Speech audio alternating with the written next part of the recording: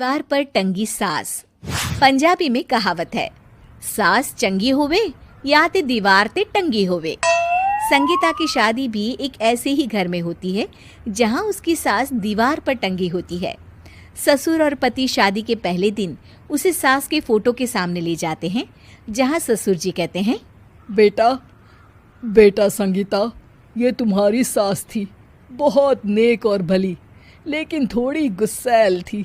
गुस्सा आने पर सब तहस नहस कर देती थी, पर अब ये इस दुनिया में नहीं है।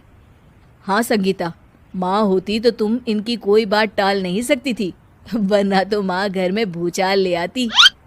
संगीता मन में खुश होती है कि अच्छा है कि ऐसी औरत अब इस घर में नहीं है, लेकिन दिखावे के लिए वो जैसे ही सास की फोटो के सामने हाथ जोड़कर खड़ी होती है, ये क्या? सास उसे देखकर मुस्कुराने लगी।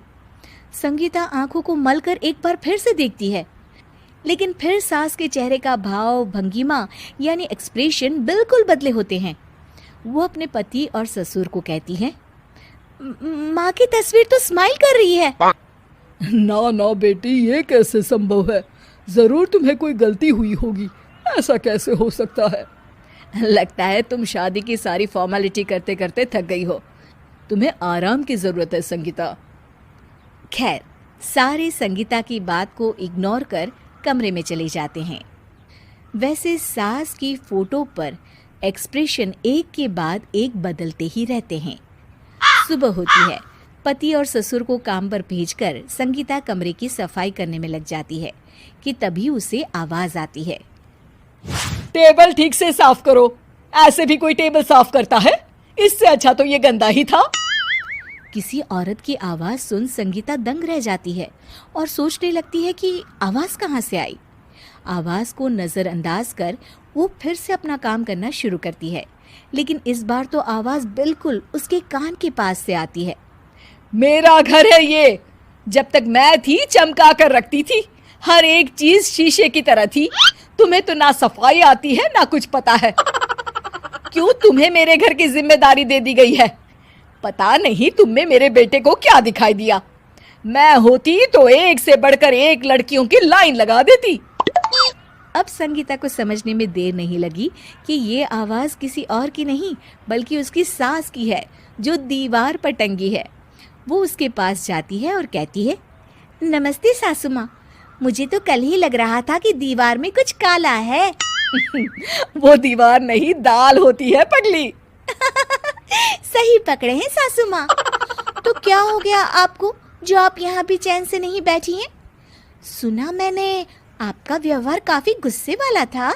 चुप रह तू, ज्यादा बकर बकर ना कर। घर का काम करना तो आता नहीं, आई है मुझसे बहस करने। हाँ देखिए सासू माँ, मैं आपसे साफ साफ कह देती हूँ, मुझसे पंगा लेने की कोशिश मत करिएगा।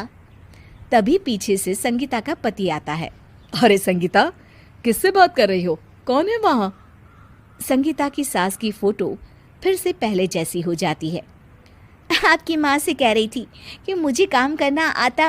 अरे संगीता, माना सास के ताने हर बहू को अच्छे लगते हैं, लेकिन यहाँ तो माँ है ही नहीं, तुम तो फोटो से ही। तुम भी लाजवाब हो संगीता। किसी को विश्वास नहीं होता कि संगीता अपनी मरी हुई सास की फोटो से बात करती है। वहीं आए दिन संगीता की सास संगीता को किसी न किसी बात पर आते जाते ताने देती। संगीता को भी अब सास के तानों और उनसे बात करने की आदत हो गई। वो कभी खानदान की कहानी तो कभी तीज त्योहार कैसे मनाए या किसी व्यंजन की रेसिपी सास से ही पूछती।